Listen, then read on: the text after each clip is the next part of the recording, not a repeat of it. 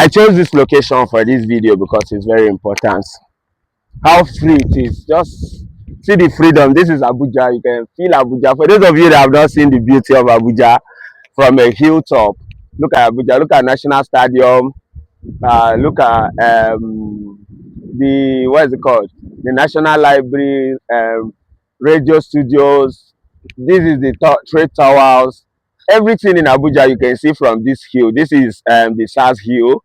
I can cite Use, I can cite my house somewhere around there. You can cite almost everything. That is Asokoro, that is the villa, that's the National Assembly you can see there. The point is freedom. Freedom cannot be overrated, you know. Freedom cannot be overrated. It's so shameful that in Nigeria, sometimes we take away people's freedom because they want Nigeria to be great. And I've talked about government muscling things. So you saw this in the news. Sahara Report, I give 100% salute to Sahara Report for their effort in building Nigeria.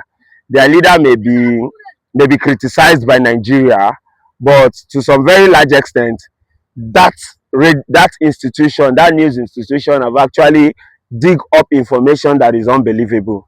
It's only in Nigeria that we believe and we know that 70% of the people in prison have no trials. They don't have a court case, or the court case is lingering, but they are suffering. This is not our law. At that point, we don't respect our law.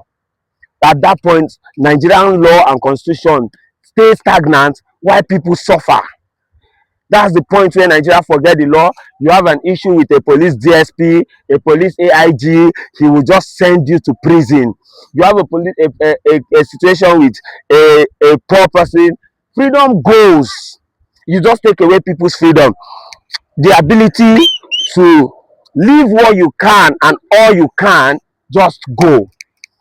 Because then they'll say, why did you make reckless? If the comment is not reckless when the people have their rights. The people have their right to talk.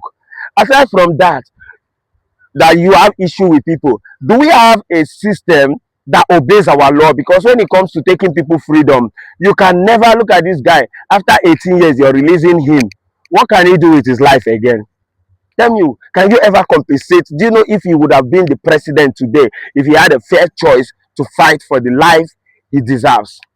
Nobody should take another man's freedom, except if that man first sells his freedom. And we don't sell our freedom because we challenge institutions. You can't tell somebody that they sold your freedom because they challenge your powers and authority. No, it's not done that way. And it's surprising how these same big men are scared of losing their own freedom, even though when they want to lose their freedom, it's not a general terms of losing freedom. Doesn't make sense. It doesn't make sense. So let's go back to the institution. I say, if I become the president of Nigeria today, I'm definitely going to make Sowore if possible, the Control General of Prison worldwide.